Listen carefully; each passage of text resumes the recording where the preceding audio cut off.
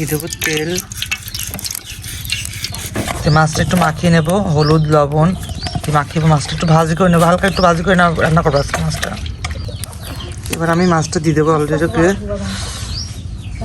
কড়াই কিন্তু একদম ধরে গেছে। বিসমিল্লাহির রহমানির রহিম। দেখো মাছটা হয়ে গেছে, আমি ঢেলে নিয়ে এসেছি। একদম তেল ঝাক্কা সুন্দর হয়েছে রান্নাটা, দেখছো একদম। মাছে কিন্তু তেল দেনে, মাছের অনেকটা তেল ছিল, তাহলে ওটা ভেঙে দিয়েছে। রান্না শেষ, চল এবার গোসলে যাই। এই মাত্র গোসল করে নামাজ পড়ে আসলাম, 3:30 বাজে। তো খাবো, কোথাও লাগছে অনেকটাই, চলো যাই খাবাই। মাছ রান্না দেখছো, একদম টাটকা ফ্রেশ বোয়াল মাছ রান্না। এই যে অনেক বড় বোয়াল, দেখো অনেক বড় বোয়ালের কাঁদার। এই যে শশা দিয়েছে আর গরম গরম ভাত, এটাই খাই।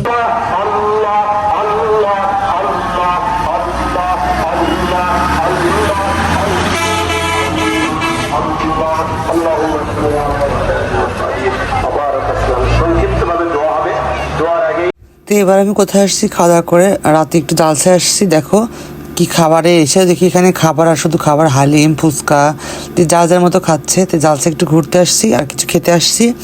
তো আজকে ব্লগটা এরকম ছিল, কেমন লাগবে অবশ্যই কমেন্ট করে জানাবেন। তো আজকে পর্যন্তই, আল্লাহ হাফেজ। আর ভালো থাকবেন, সুস্থ থাকবেন, সাপোর্ট করবেন, আমার পাশে থাকবেন।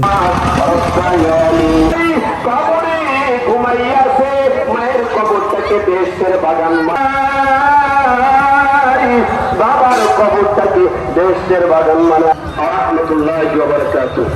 মোবারকবাদ মুফতি জিয়াউল হক হালিমিকে সুন্দর আলোচনা পেশ করার জন্য। শয়তানান ফাওয়ালাহু কারীম।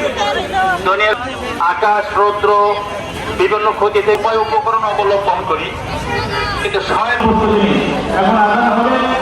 আমাদের নাচের পরিবারের কালেকশন ফটো আজান দিবে।